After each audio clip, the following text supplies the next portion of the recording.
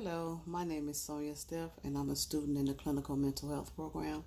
And I want to talk to you today about the interview I did with the doctor.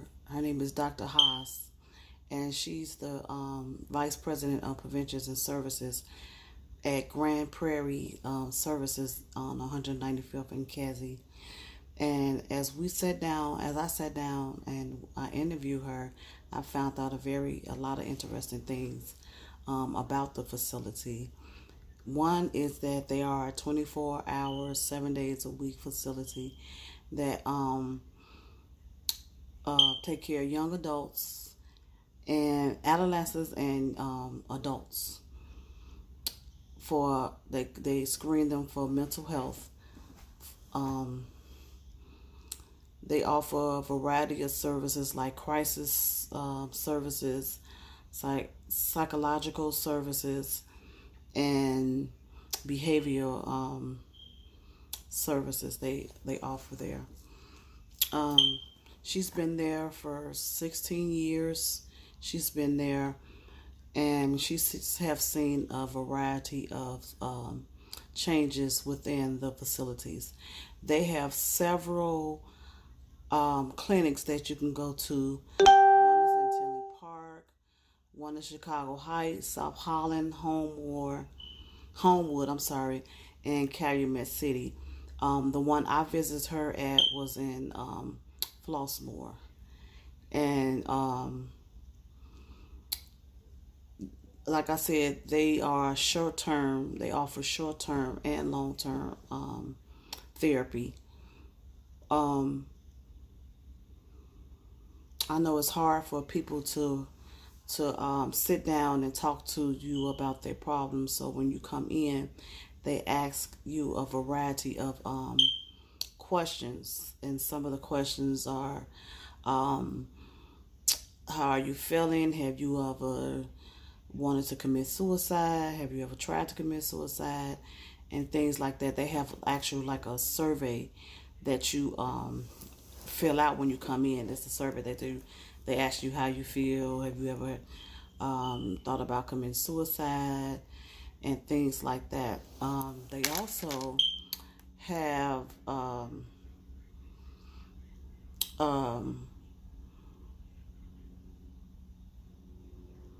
I'm sorry, I lost my train of thought. They have once the client is admitted to the facility, they assess them. Like I said before, they do variety of assessments to see what's the proper treatment that you're going to receive, or if you need any or even further um, help. Now, this organization began in 1950 as a counseling agency in Park Forest, and then merged in 1956 with the social services groups representing Park Forest. And then they eventually opened up a center in Harvey and um, Hazel Crest and South Holland.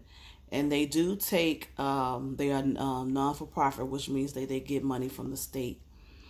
Um, they do have some private donors, which they would like to have more of rather than state funding. They do accept Medicaid and Medicare. Um, and once you do the assessments, then that's when they decide on what type of help that you need once you fill out the forms and everything. Um, their mission is is the provision and holistic emotional and behavior services for individual families and communities of Southland region, and with the emphasis on recovery and optimal functioning. The organization was developed to service children, adolescents, and launch is where people live in the facility service programs. More than 20 years and continue, and they still are continuing today. They provide many levels of where there are lots of home services to make sure that people at risk homeless is due to psychological illness. Um, and that's some of the things that they offer. Um, Another thing that they offer is they offer classes. Well, they have a budget of $3.4 million a year, and it's going towards health, mental health, first aid classes where they educate 30,000 EMTs, teachers, police officers, and they teach them how to deal with mental illness within their jobs. Because those are stressful jobs when you, especially police officers, when they have to deal. You never know what type of people they're dealing with once they're in the streets and things like that. So I'm okay with those types of services that they offer rather than not having anything at all. They need to be aware of mental illness and things like that. They also is state mandated, and they are required to collect data information on the Ohio and Columbia scales.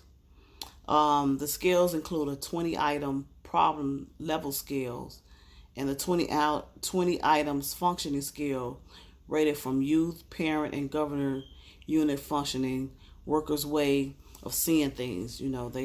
They offer them another way of seeing mental health and within adolescents and youth, which I think is good because the way things are going now, our youth really need to learn early about mental illness because so many people are misdiagnosed or don't go diagnosed at all, and they end up committing suicide and things like that. So I think the earlier that they are aware that they have these types of services early, I think the turnaround rate would be much better.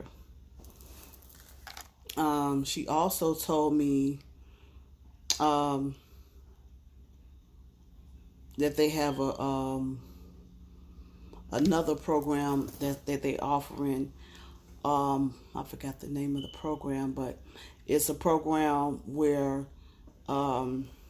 it's like an after school program for youth where they come in and they teach them how to deal with anger and things like that. So I forgot the name of the program, but anyway, yeah, those are some of the things that we talked about. We actually talked for a pretty good while, but those are the things that really stuck out to me as far as the interview goes. So that's concludes my interview.